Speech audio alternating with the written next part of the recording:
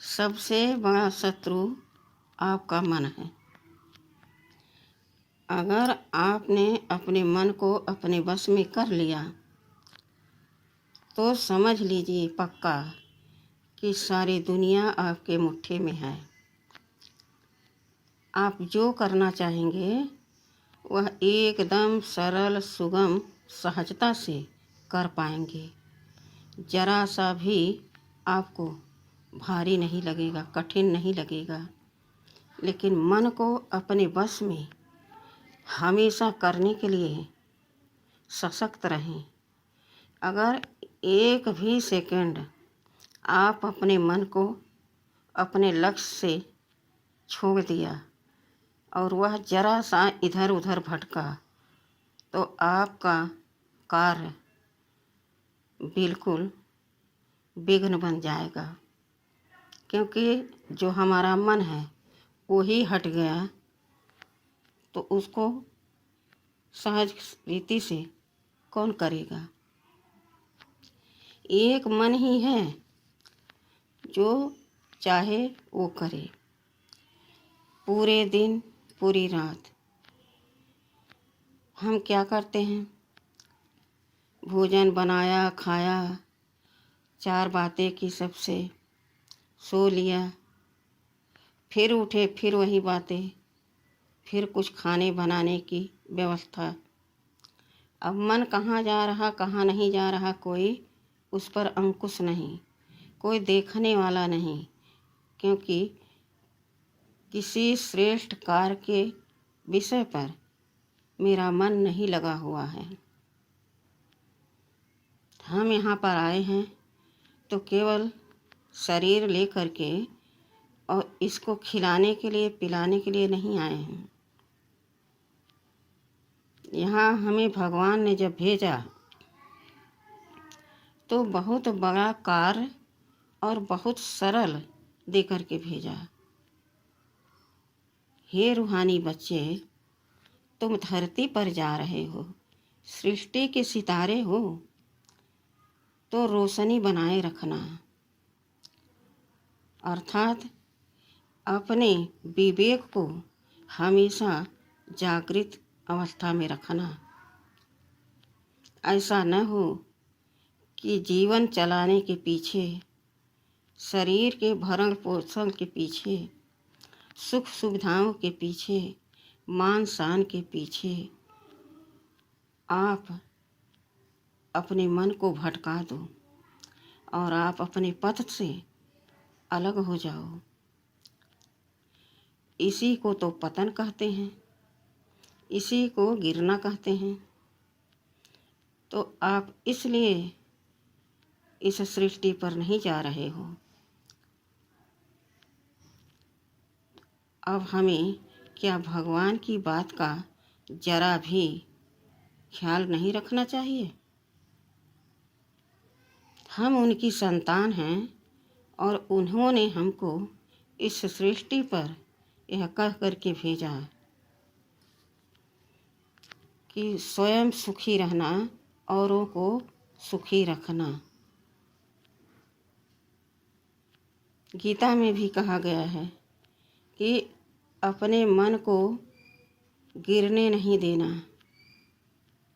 अपने मन को ऐसी अच्छी दिशा देना कि हमेशा आपको उत्थान की तरफ जाने में कोई कठिनाई न हो। हम सारे दिन सारी रात खा लिया, सो लिया, बना लिया, गपशप कर लिया, न भगवान को याद किया, न भगवान की श्रीमत का पालन किया और न अपने मन को कोई कार्य सौंपा। तो मन तो क्या करेगा? मन तो छोटा बच्चा है, वह हमेशा दौड़ता रहता है। आप काम दो न दो, उसका काम है कुछ सुना और दौड़ा, वहाँ से फिर आया, फिर सुना, फिर दौड़ा। वो बैठ नहीं सकता है, चंचल है। इसीलिए कहते हैं मन चलायमान है। मन तो घोड़ा है, मन तो हवा से तेज दौड़ता है। लेकिन जो हमारे अंदर पावर है, उस पावर के अंदर मेरा मन है, कहीं अलग तो है नहीं। बस हमें उस मन को एक लक्ष्य, एक कार्य, एक दिशा देना है। हमें इस दुनिया वालों की कोई भी वस्तु, कोई भी व्यक्ति, कोई भी वैभव देख करके ईर्ष्या नहीं करना है। उनके पास इतना है, लोग कह रहे हैं बहुत अच्छा है, हमें क्या, खुशी नहीं हुई। तो जब भगवान ने किसी को कुछ दिया, तुम्हें खुशी नहीं हुई, तो भगवान ने वही देख लिया। इस वस्तु को देख करके इसको खुशी ही नहीं हुई, इसका मतलब इसको यह वस्तु नहीं चाहिए। वहीं से आपका उस वस्तु के प्रति भगवान जो सोच रहे हैं, अब इसको ये नहीं चाहिए, तो वो आपको मिल नहीं सकता। कहा गया है, सर्वे भवन्तु सुखिनः सर्वे सन्तु निरामयः। सब सुखी रहें, फिर मैं सुखी रहूं। अब मान लीजिए घर में एक बहू आई है, वह कुछ खा रही, कुछ नया पहन रही, कहीं जा रही। अब घर में टेंशन हो गया, सब अपने मन को डिस्टर्ब करके बैठ गए। अरे ऐसा खा रही, ऐसा पहन रही, यहाँ जा रही, वहाँ जा रही। अरे तो उसको सदस्य बना कर लाए हो, तो बाहर का देख करके उसके साथ बर्ताव करोगे तो घर कैसे चलेगा। इसलिए अपने आप को समझो और उसकी परिस्थितियों को समझो। उसके लिए वह कार्य जरूरी है, तभी तो वह करने जा रही है। इस पर आप बात करो, विचार करो। नहीं करो तो चुप रहो। सबसे भला चुप रहना। अगर आपको पसंद नहीं आ रहा है तो चुप रहिए। हम क्या करते हैं, जो भगवान ने हमें कार्य दिया उसके विषय पर हम कभी चर्चा नहीं करते। सारे दिन इनकी उनकी बातों में, घर गृहस्थ के काम में अपना समय व्यर्थ बिता देते हैं, जबकि एक लक्ष्य, एक भरोसा हमें होना चाहिए। अगर ऐसा हम करें तो हमारा मन भी शक्तिशाली हो जाए, पावरफुल हो जाए कि मुझे एक कार्य मिला है, एक लक्ष्य मिला है, एक दिशा मिली है जिस पर हमें चलना है, तो वह इधर उधर न जाए। लेकिन हमारा लक्ष्य तो कुछ है ही नहीं, जबकि हमें खाते पीते, चलते बैठते, उठते, सोते जागते अपने मन से भगवान को याद करें। कैसे याद किया जाता है? मन से ना।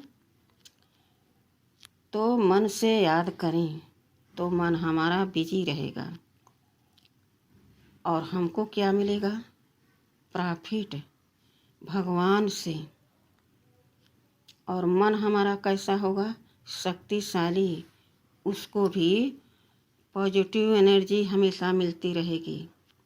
और जब हमारा मन दुनिया में भागता है तो मन भी हमारा डिस्टर्ब हो जाता है, अशांत हो जाता है।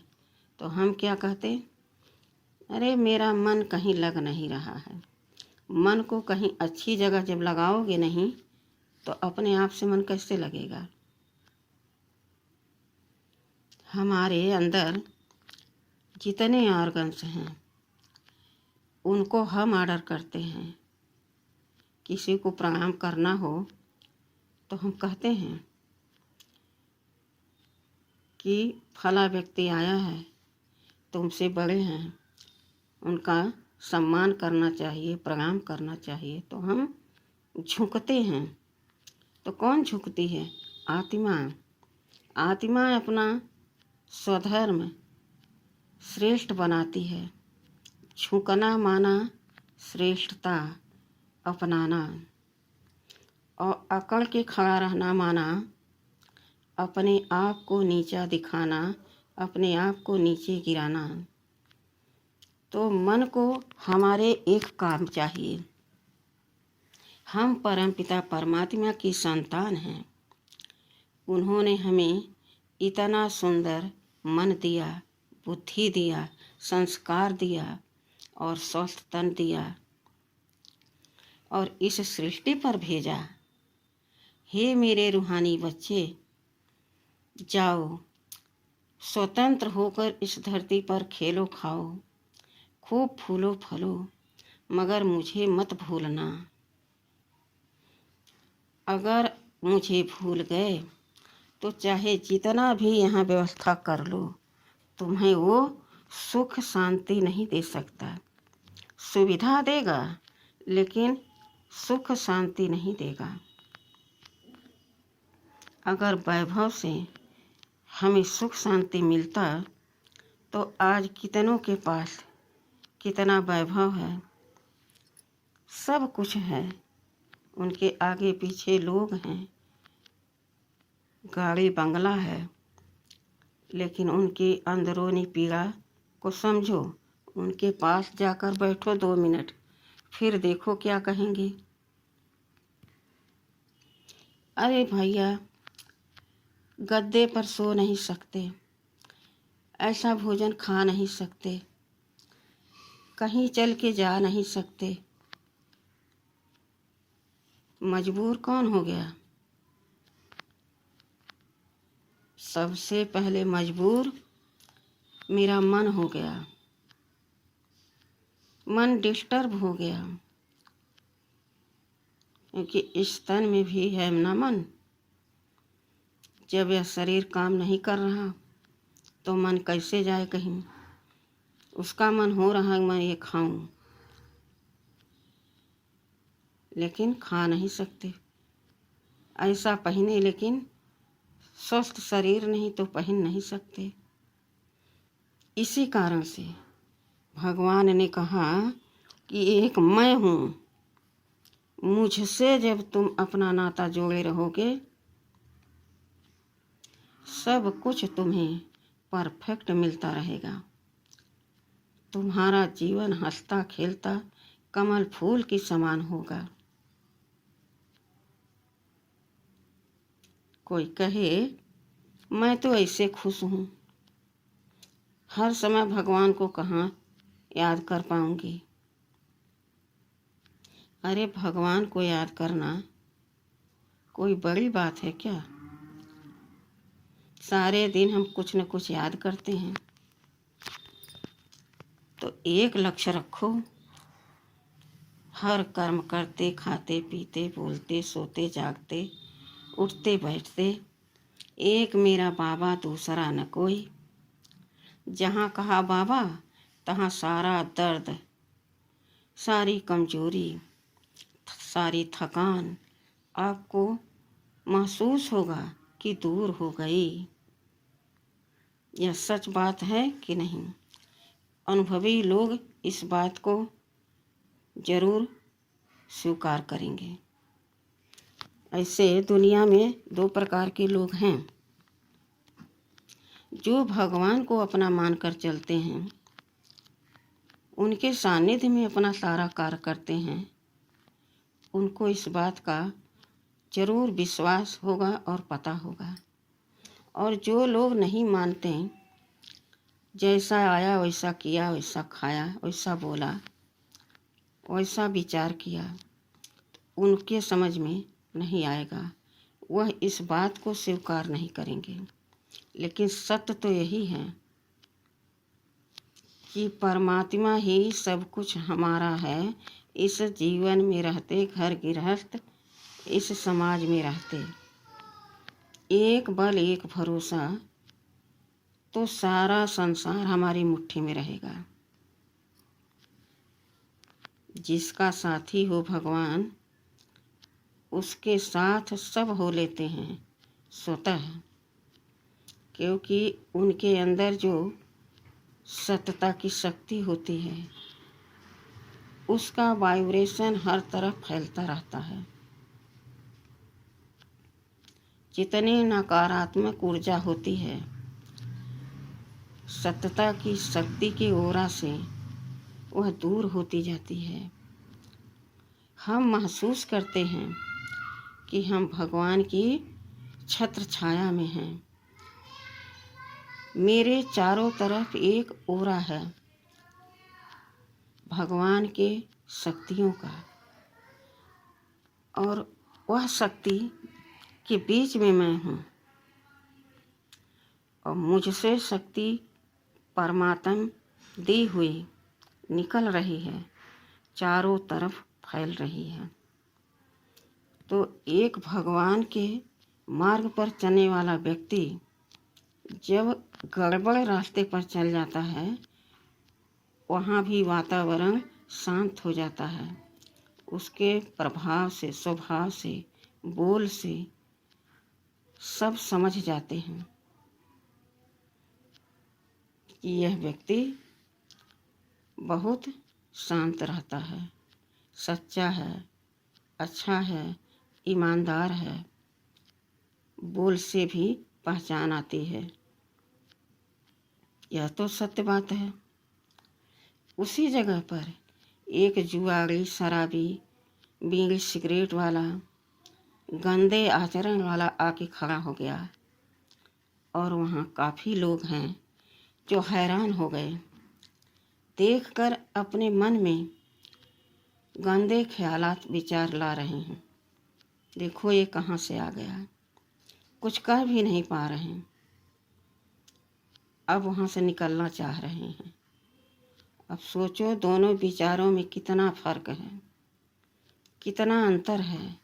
हैं तो दोनों भगवान के बच्चे, दोनों इस धरती पर इसीलिए आए थे कि परमात्मा की याद में मगन रहें और जो मिले उसको खाकर स्वस्थ रहें।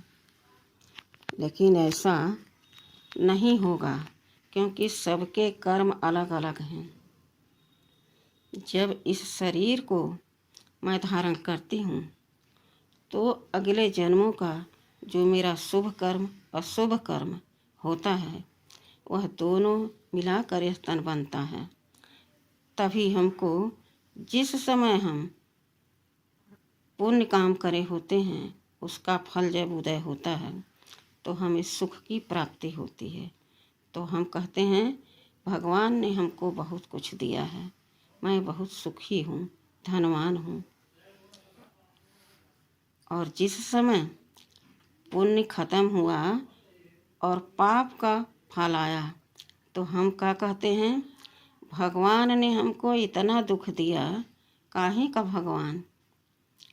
बहुत पूजा पाठ कर लिया, बहुत हवन जप कर लिया, देख लिया भगवान को सब कुछ करके, कहीं भगवान वगवान नहीं होते, कुछ नहीं करते। जो करते सो हम करते हैं। करते तो तुम ही हो, तभी तो तुम्हें फल मिला है। लेकिन क्या करना चाहिए, क्या नहीं करना चाहिए, यह शक्ति, यह जानकारी हमें कहाँ मिलेगी सिवा भगवान के। तो हमें भगवान के साथ और पास हमेशा बना रहना चाहिए। भगवान को अपना बना करके चलोगे तो अपने मन पर विजय प्राप्त करोगे। मन जीते जगत जीत कहते हैं। तो हमने मन को जब साध लिया तो हमारे सारे कार्य स्वतः होते जाएंगे और सुंदर होते जाएंगे। लेकिन यह कार्य बिना परमात्मा के साथ का असंभव नहीं है। यह कार्य इतना कठिन है कि हम खाई में गिरते जाते जन्म बाई जन्म। उसमें से हमें कौन निकाले। हम सोचते हैं हम और इससे ज़्यादा करेंगे, और पीते पीते शराब क्या करते, नालियों में गिर जाते, वहीं में पड़े रहते। और जो मंदिर में जाते, भगवान की भक्ति करते, भगवान की याद में रहते, उनको देखो, एक पुराना फटा वस्त्र धुल कर पहन कर भगवान के मंदिर में जाते हैं। आहा, कितनी उनको शांति, कितना आनंद आता है, जबकि उनके पास कोई धन नहीं है, उनका शरीर इतना तंदुरुस्त नहीं है, लेकिन उनका दिल, मन, संस्कार, बुद्धि एकदम चमकती रहती है। जो सामने मिलता उससे शांति से बात करते हैं, प्रेम से बात करते हैं, भाईचारे का उसमें खुशबू आती है। लगता है जितने मंदिर पर मिलते हैं, अरे सब भगवान के भक्त हैं, सब भक्ति करने आए हैं, सब भगवान से मिलने आए हैं। किसी के मन में घृणा नफरत नहीं होती है। तो समझ में आया होगा कि भगवान के सिवा इस संसार में कोई नहीं है। यहाँ हम अकेले आए थे, अकेले जाएंगे। यह 4 दिन का झमेला है, फिर हम उसी के पास जाएंगे जिसने हमको यहाँ भेजा था। क्या जवाब देंगे वहाँ जा कर के? फिर क्या करेंगे हम? फिर जब मेरा जन्म होगा तो इसी तरह से व्यतीत होगा, क्योंकि वही हमने कमाया है। और जो यहाँ भगवान का साधना किया, भगवान के कहे अनुसार चला, तो फिर आएगा, फिर वही सुख शांति में रहेगा। यह बुद्धि और मन का खेल है। जब आप मन को साधेंगे तो अच्छी तरह से बुद्धि निर्णय कर पाएगी। तो इस तरह से अपने मन को भगवान में लगाएं, सब कुछ भगवान को मानें, सबसे प्यार करें, नफरत किसी से न करें, किसी के धन से, किसी के परिवार से, कोई अच्छे वस्तु से कि उनके पास है मेरे पास नहीं, ऐसा कभी गलत विचार नहीं करना। नहीं तो परमात्मा को यह लगता है, अरे मैंने बच्चे को दिया, वह बच्चा भी उसका भाई है, रूहानी भाई हैं, और इसको अच्छा नहीं लगा, इसका मतलब इसको लड़ाई झगड़ा अच्छा लगता है ना, कलह कलेश अच्छा लगता है। तो उस वस्तु से आप दूर होते जाएंगे, क्योंकि कर्म तो आप कर नहीं रहे हैं भगवान की याद में, न भगवान के कर्मों से आप खुश हो रहे हैं जो किसी को दे रहे हैं। तो पहले देने का भाव रखो, फिर स्वयं इस्तेमाल करो। कुछ नहीं कर सकते हो ते तो कहो, अरे अच्छी नौकरी लग गई, अच्छी बात है, खुशी की बात है। किसी घर में बाइक आ गई अच्छी बात है, ले लिया, अच्छा है। शुभ तो बोलो, तो शुभ का वाइब्रेशन आपके चारों ओर फैलता रहेगा। एक दिन आप भी उस वस्तु को अपने पास ला पाएंगे, तब आप खुश होंगे ना। इसी तरह से दूसरे को भी देख करके खुश होना चाहिए, घृणा नहीं करना चाहिए, नफरत नहीं आनी चाहिए। तो अपने मन को जिसने साध लिया, वह अपने जीवन को साध लिया। भगवान हमारा साथी है, हम भगवान के साथ हैं, सब हमारे भाई बंधु हैं, सबसे हम खुशी से